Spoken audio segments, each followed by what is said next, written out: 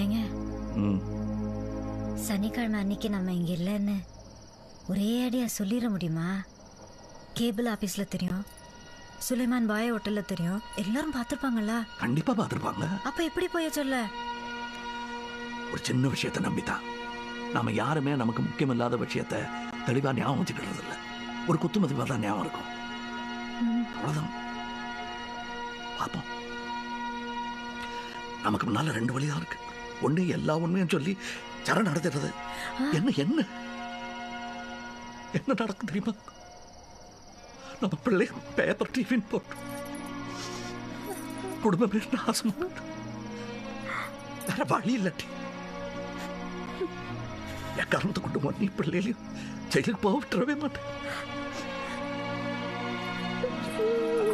அதை கூட